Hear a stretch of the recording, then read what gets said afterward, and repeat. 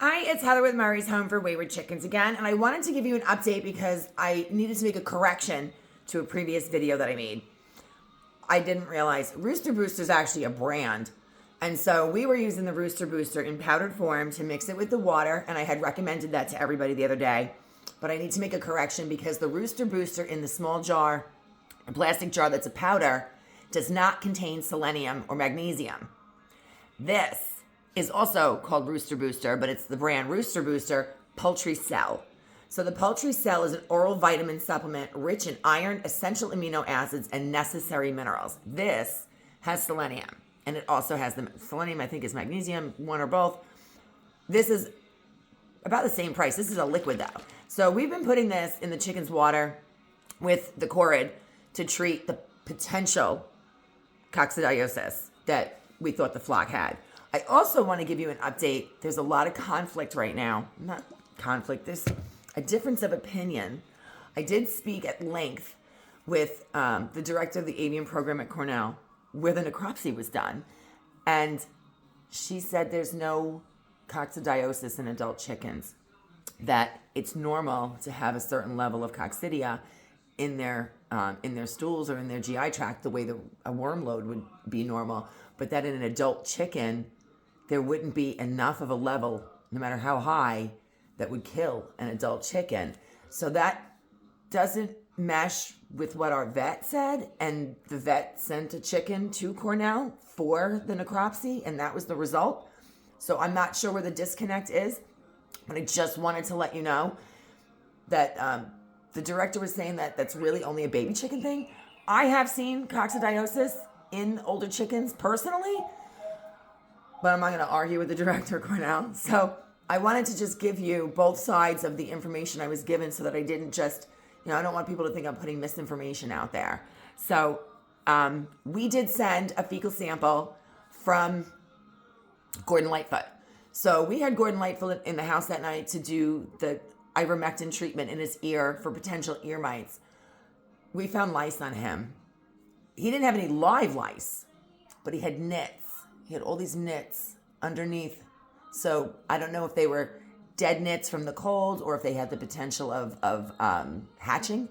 But I wound up having to take out, trim and pull all the nits from underneath his neck and give him a lice shampoo bath.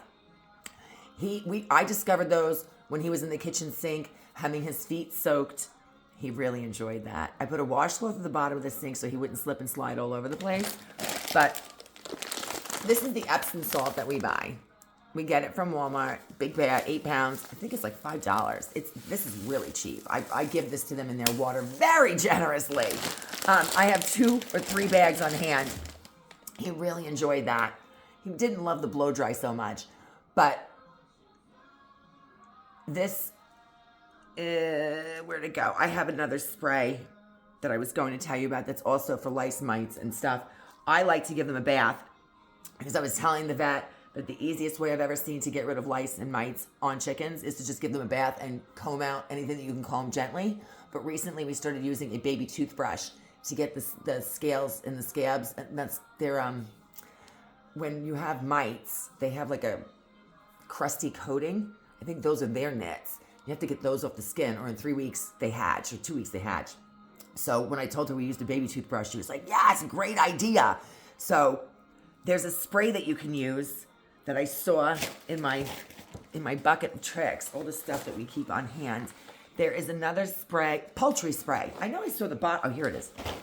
So this is poultry spray. It's a dirty bottle, but this is the poultry spray, poultry protector. This is safe for use on chickens. It's for use on birds in a coop. And this will help with common problems of mites, lice, fleas, and ticks within the backyard flock. The enzymes in poultry protector clear away the pesky bugs. I use this after a bath. The bath is just the most thorough way to get rid of them for us, but not everyone has the luxury or the ability to give your chickens a bath from the kitchen sink. So remove all the bedding.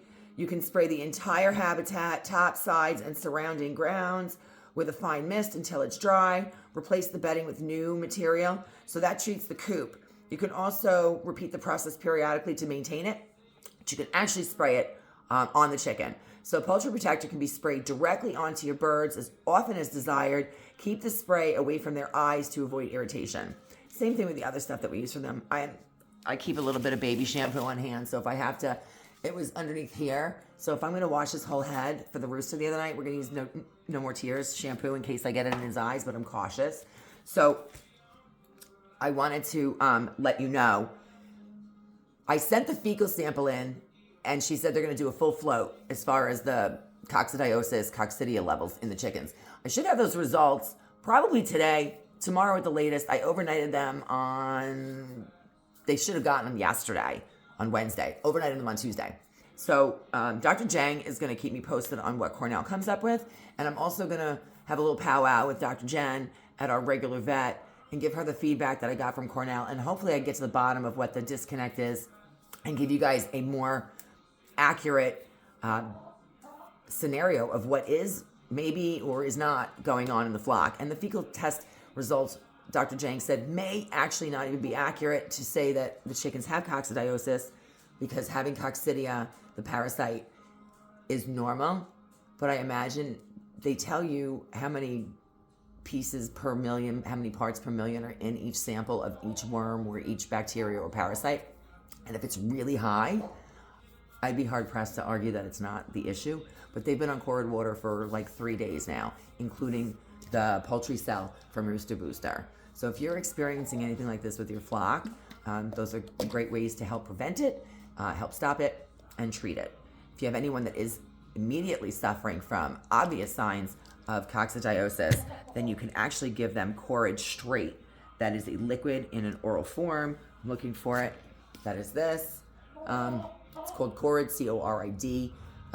The dose we were given is 0.1 milliliters by mouth once a day for 5 days. That's based on the weight of chicken, so that's the weight of ours. If you have questions or comments, feel free to leave them. And if I do get some different information that I think is pertinent, I'll update you guys. Thanks so much. If you want to hit like and subscribe, have a great day.